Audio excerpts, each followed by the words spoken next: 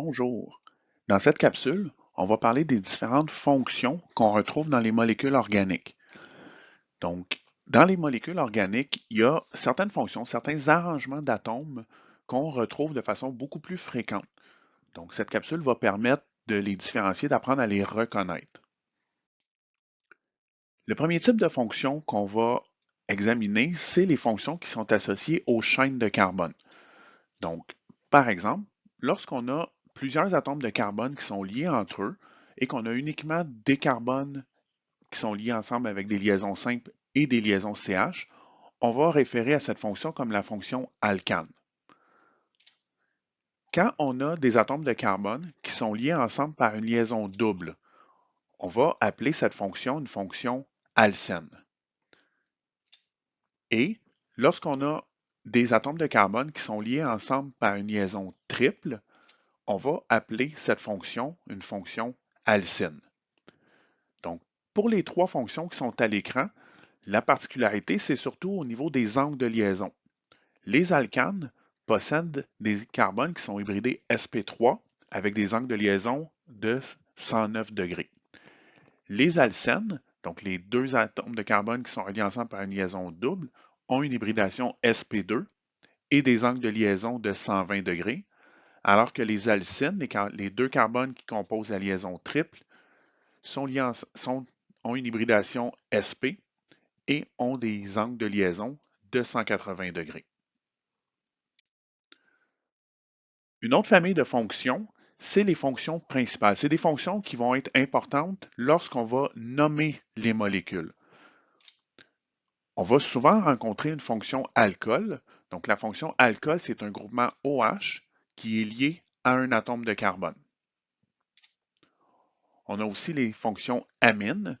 Donc les fonctions amines, c'est un atome d'azote qui est lié à un atome de carbone. Donc on a une liaison simple carbone-azote. L'atome d'azote peut être lié soit à un atome de carbone ou plusieurs atomes de carbone. Donc, dans les deux cas, ce sont des amines. On a la fonction cétone où on a un groupement carbonyl, donc C double lien O, et ce groupement carbonyl-là est pris entre deux autres atomes de carbone. En comparaison, si on regarde la fonction aldéhyde, où on a encore une fonction carbonyl, un groupement carbonyl, sauf que la différence ici, c'est que notre carbonyl est lié d'un côté à un atome de carbone et de l'autre côté à un atome d'hydrogène. Finalement, la fonction acide carboxylique, dans laquelle on retrouve encore une fois notre groupement carbonyl, sauf que sur le même carbone qui porte le groupement carbonyl, donc le C double lien O, on va aussi retrouver un groupement OH, et cette fonction, c'est acide carboxylique. L'autre famille de fonctions, c'est les substituants. Donc, encore une fois, le groupement des substituants fait référence à la nomenclature des composés organiques, quelque chose qu'on va voir au chapitre 2. Donc, on a les halogénoalcanes. Donc, un halogénoalcane, qu'est-ce que c'est? C'est un atome d'halogène, donc soit fluor, chlore, brome ou iode, qui est attaché à un atome de carbone, souvent à une chaîne alcane. On a les composés nitrés, donc qui portent un groupement nitro, NO2, attaché à un atome de carbone.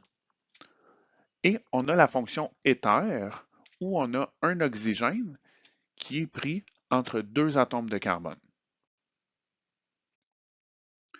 Finalement, d'autres fonctions qu'on va rencontrer souvent dans les molécules organiques, on a la fonction ester, où on a un carbonyl, C double lien O, et on a aussi un oxygène attaché à un atome de carbone. Donc tout ça ensemble font la fonction ester. Et avec le même raisonnement, on a la fonction amide, où on a un C double lien O, un carbonyl, et un atome d'azote qui sont attachés ensemble pour former la fonction amide.